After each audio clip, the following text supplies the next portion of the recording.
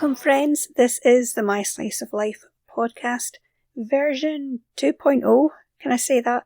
If you caught the last episode, the bonus, I told you we would be taking a slightly different direction for the podcast, and it starts today, which happens to be my birthday. Yes, I am now the grand old age of 51. Technically, when I'm recording this, I'm not, because I'm doing it a couple of days early, obviously. But as you're listening to it, I am 51, probably baking my own cake and not getting any presents. But hey, I don't care because I celebrate.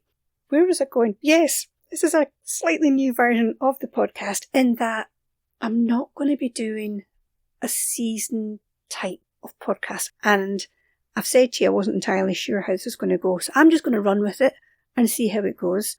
So we're not going to have seasons, we're going in a slightly different direction. I want it to be more like an informal chat. I'm sitting with my coffee, I hope you are too.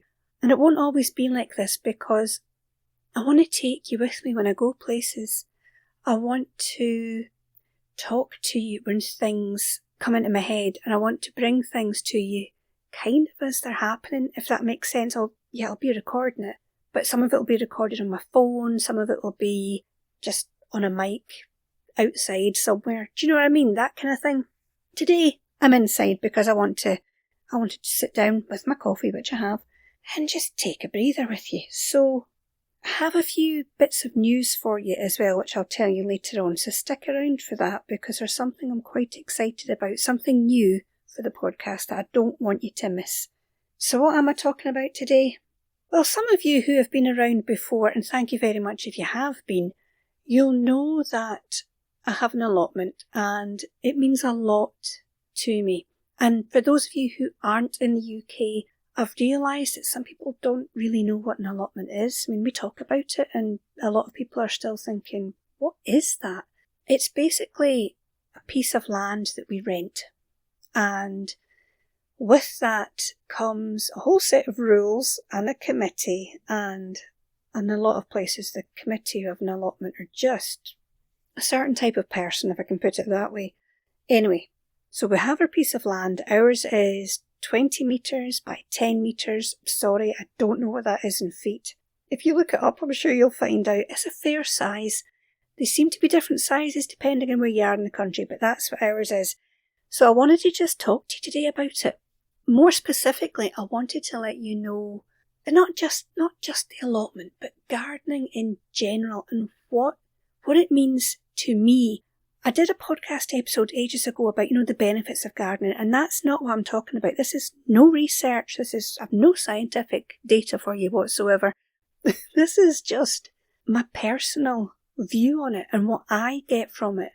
Our son says to me, I'm obsessed with gardening, and I wasn't always. I mean, there were signs when I was growing up. I remember asking for a wee patch of the garden when I was young, and I was so chuffed when I ended up with lettuce that were 4 feet tall and had gone to seed because I thought that was a sign I'd achieved something. And when I went to college, it all went by the wayside. And even when I had a flat and I had plants on every windowsill, and that was about as far as I got.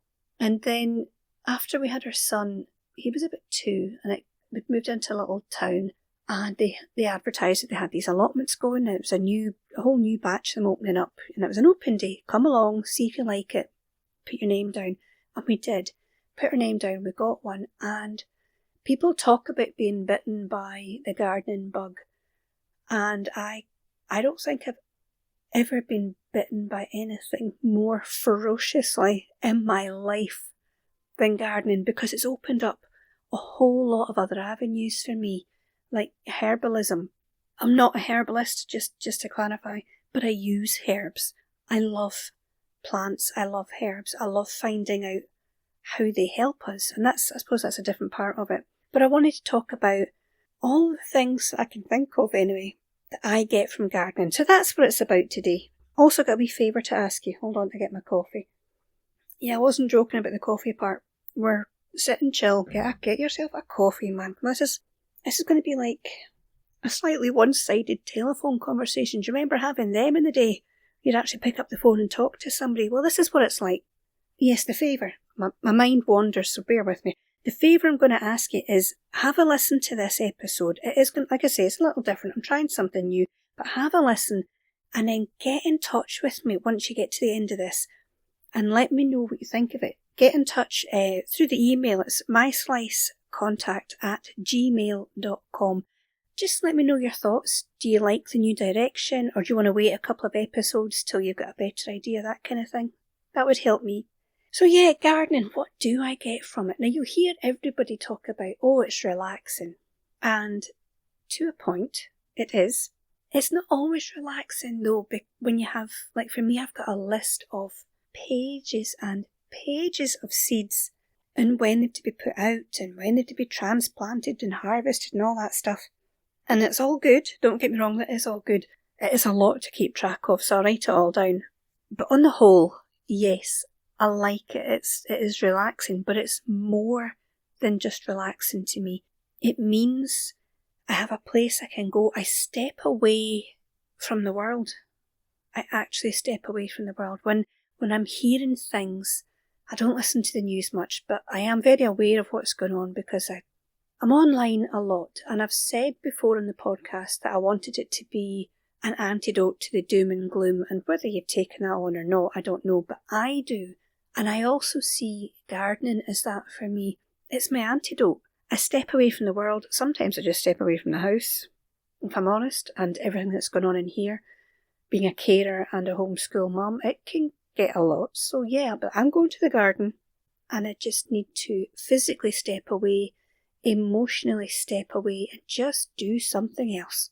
And that really is one of the things I get from it. But also when I am feeling overwhelmed, I get a new sense of perspective when I go to the garden. And I'm trying to think of the best way to put that. It's not just that, oh, my problems aren't that bad and, I'm blowing things out of proportion and all that sort of stuff. The perspective I get as well is there's a whole new world going on in the soil. I mean, I'm not a bug lover, really. If you've seen any of my videos on YouTube, you'll know that. But I do like watching some bugs. I'm okay with some of them. And just being aware of the battle that they have every day just to survive. And it might sound really stupid to you, I don't know, but I'm just being really honest here. Sometimes I do just like to get in the dirt and be more aware of the other life, the other world, and that's what it is. And that helps me get a new sense of perspective. The bugs, the birds, my goodness me, the birds. We've a lot of birds come to the garden. And when it comes to the allotment, I get a lot of presents from the birds, which some are welcome, some not so much. But again, it's all part of this perspective, and I love that.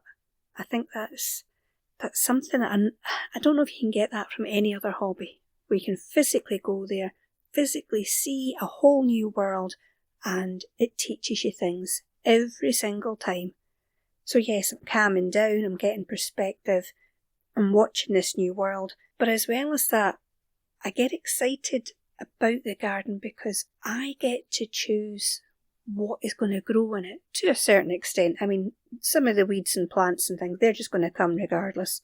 And some of them, it is an ongoing battle. If you've got any weeds in your garden, it's an ongoing battle with some of them. Some I've learned to love, like dandelion. And if you heard the folklore episode that I did in the last season, you'll realise some of the reasons why I have come to love dandelion, and I've started making dandelion coffee. I've done a few batches of that and I really enjoy it. But again, tying in with the herbalism side that I'm trying to learn more of.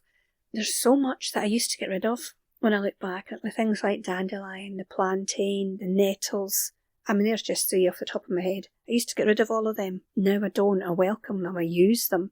I'm trying to find new ways to use them. Like my lemon balm that is just trying to take over the front garden, so I'm trying to find new ways to use that.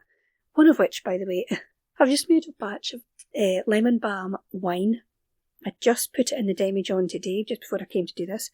I've no idea if it's going to be nice. I've looked it up online. Some people say it's great, some people say it's disgusting. I have no clue. But I did an experiment last time with kombucha. I know it's supposed to be so good for you, but I tried it. I tried to stick with it for a while and I couldn't. It's disgusting. I'm not going to do the second ferment. I mentioned it before. The second ferment idea terrifies me. I've seen so many of them blow up on YouTube. I'm not doing it. I tried flavouring it with fruit and all. It just doesn't work for me. Kombucha wine works for me, and it's healthy, so there's that. At least I'm saying it is. So I'm starting another batch of that.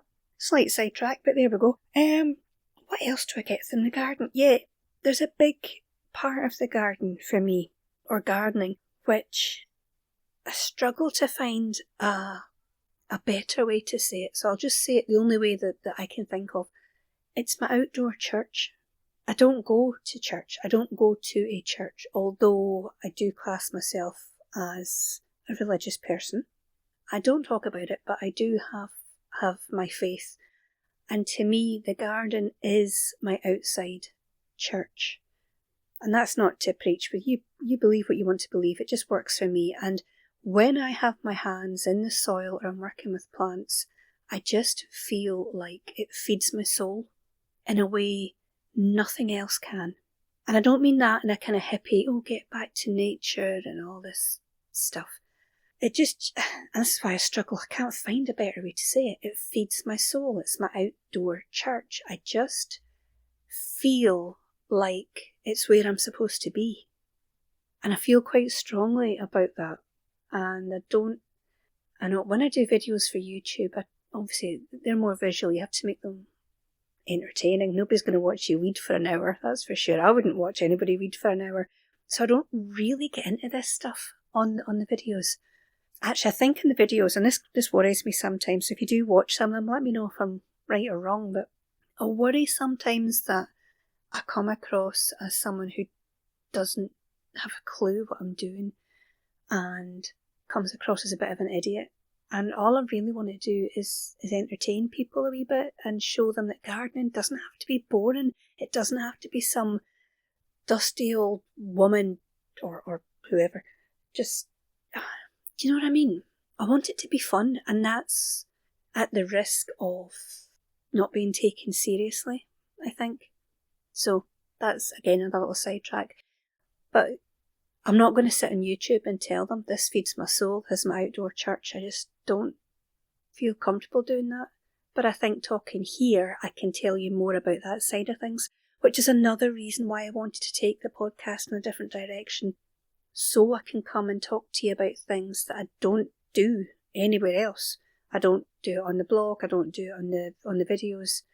This is just for podcast. So, outdoor church, feeding my soul. And yeah, it is the place that makes me feel like I'm in the right place. I don't know what it is. It's like, if you've ever been camping, there's two scenarios. One is when you're camping. I haven't been camping for a few years, but my husband and I, before we had our son, we camped a couple of times on beaches and basically lived on the beach for about a week at a time. And there's something about doing that. People talk about going back to your roots and all this thing, but just trust me, it brings out the caveman in you. And we used to go looking for wood and just that back to basic living. I loved it. And I think you tap into something when you do that. Some people love it, some people can't, just can't cope with it. For me personally, I love it. There's a switch in me that just gets flipped on in these kind of situations, whether it's camping or the garden does it to some extent. I think that's what it is, because it's just you and your surroundings. I think that's what it boils down to. Yes, I get distracted in the garden a lot, but there's no real distractions. The way there are when you're just going day to day. Maybe a better way to understand it is, if you ever give a man a barbecue, a penny and some sausages, you'll see what I mean. They tap into their inner caveman, and that's what it does. Don't deny it. If you're a guy and listen to this, fine what I'm talking about. The minute you see fire, something changes in you. But that's what it's like for me in the garden. It gives me a sense of peace, gives me time to think, and I can actually feel my shoulders going a little lower. I can feel tension leaving my body. I've never come back from gardening, whether it's at the allotment or just out the back door. I've never come back in feeling worse because of gardening. I felt worse sometimes because of some of the incidents we've had to deal with and the people. I've talked about that before, so I'm not going to go into that. But But the gardening itself never makes me feel worse. And I think as well it helps me be more, this can make me sound like a real hippie, I swear to God I'm not a hippie, but it does help me tune into the seasons and be much more appreciative and aware of eating in the season. I mean, I don't always do it. I mean, I like avocados and I can't grow them, so that kind of thing aside. I mean, even our son, we're in the shop and say it's March and he'll look at the strawberries and he'll say, oh, they're not in season, so they're not good to buy. Do you know what I mean? Whereas if we didn't have an allotment, he wouldn't know that. So being more in tune with the seasons, I like that. I mean, we go for walks in the woods here, that helps too, but we don't go there as often as I would like. And something that has been talked about, and I like this idea, and again, I don't talk about it on the video, so this is just for us, friends. This is just for us. But there is a lot of talk about energy in the earth. And when you garden and put your hands in the soil, you're in direct contact with that energy. There is another bit of research about the soil that I like, and it's been shown that there's actually bacteria in the soil. I know I said I wasn't going to have any research for you, but it was something when I was just jotting down a few notes, and I wanted to bring it up because Charles Dowden talks about this a lot, but there is actually a bacteria in the soil apparently which boosts our endorphins, you know, the happy hormones, and they reckon that's why gardeners tend to be happier people. And I would go along with that. I think I am, compared to me in my 20s and 30s, I am much happier, calmer, optimistic. And I think a lot of that is to do with the fact that I am handling plants and I have my hands in soil so often. And it definitely has a beneficial effect on me. And if nothing else, it's always a good excuse to be able to get outside. Do you never get to that point where you've been inside and you're like, oh man, if I don't get away from these four walls, I'm going to go mental. Maybe it's just different for me because I do homeschool our son. I'm a carer, so I don't get to go anywhere much. And I'm not complaining, but I sometimes like the excuse to get out. So that's always a big bonus for me as well. So there we go. That's what I get from gardening. That's what it means to me. There's probably more, but I think that's probably quite a good list to be getting on with. So just before I go, there is some news I wanted to tell you about. Now hold on, I've written it down. If you know me at all, you know my memory is awful. So yes, I have news for you. There is now a Patreon, which is only podcast listeners. I'm not putting this on the blog. I'm not telling them on the YouTube channel. If you join me on these other places, thank you very much. But this Patreon is just for you, the podcast listeners. So you can now come along to Patreon and support this show for only £4 a month. Go along and have a look at it. I'm working on what I can offer for that. But one thing that I definitely do want to do is have a monthly giveaway. So get in now to be in with a chance of winning. Join now. Your name will go in for that. I'm working on prizes. It's going to be book prizes to start with because I have a few gardening related books which I think you would enjoy. So that's what we're going to start with. So go along to Patreon, have a look, and like I say, sign up. It's only £4 a month and you will be in with a chance. And good luck to everybody who takes part. Other than that, I will say don't forget to check out the links in the description. There's a lot of entertainment there. There is the blog and the YouTube channel. Come and have a chat in the Discord channel. None of you have come over yet. I'm going to be honest, I've had nobody and I'm very disappointed with that. So come over, let me know what you've been up to in the garden or what you're growing or anything. There's all different boards there you can come and have a chat about. If nothing else, come along to the Discord and at least wish me a happy birthday. That would be lovely. Don't forget Budget Seeds as well. If you are looking to get some new things for your garden, head over there, budgetseeds.co.uk. Use my code SONeil10 to get your 10% off. They often do packets of seeds for only 15p, which you cannot go wrong with. They're fantastic. So go along, use the code SONeil10, get your 10% off. And yes, that's it. I've nearly finished my coffee now. It's getting a bit cold. So I hope you've enjoyed this slightly different direction for the podcast, our first episode of Podcast 2.0. I don't really know what to call it. I don't suppose it matters what I call it. It is still the My Slice of Life podcast. So thank you for joining me this week. I hope you'll come back next week.